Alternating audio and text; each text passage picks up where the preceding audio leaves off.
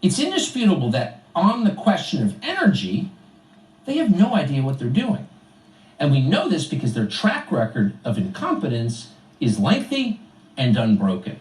They are majestic in their ineptitude. So naturally, they want more power over power. There's just so much more to destroy. This week, the state's surgically enhanced governor, Gavin Newsom, announced a new way to overburden California's already collapsing energy grid. He's got an idea. He wants to ban gasoline-powered engines and force everyone to drive an electric vehicle, a vehicle that has to be plugged into outlets that in the state of California no longer work. We're not kidding, by the way. Watch this. We will be the first jurisdiction in the world to require all new cars to be sold to be alternative fuel cars. We are going through one of the great transformations in our history, energy transformations. And the electrification is the architecture for economic transformation. So here's a guy who's never had a job, who couldn't fix a broken lawnmower, lecturing you about energy and architecture and transformation.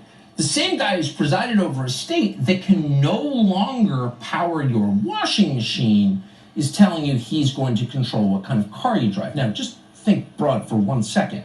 If Virginia currently requires gasoline engines, gasoline cars to be phased out by 2035, which is pretty soon. The states of Massachusetts and Washington have similar laws. So does New York, so does Oregon. In all, 15 states have supported California's plan to force zero-emission vehicles, none of which are actually zero emission. They're just electric and can therefore be controlled by the energy grid and the regulators who oversee it. And it's not just 15 states, it's the federal government. According to the Biden administration, everybody will be required to drive an electric car by 2035. We obviously are all in on making sure that we meet the president's goals of getting to 100% clean electricity by 2035 and net zero carbon emissions by 2050. And, if you drive an electric car, this would not be affecting you, clearly. There's no reason why you have to pay $4 or $5 a gallon for gasoline when you can have an all-electric vehicle. After waiting for a long time to have enough chips in this country to finally get my electric vehicle, I got it and drove it from Michigan to here this last weekend and went by every single gas station. It didn't matter how high it was. The more pain we are all experiencing from the high price of gas, the more benefit there is for those who can access electric vehicles.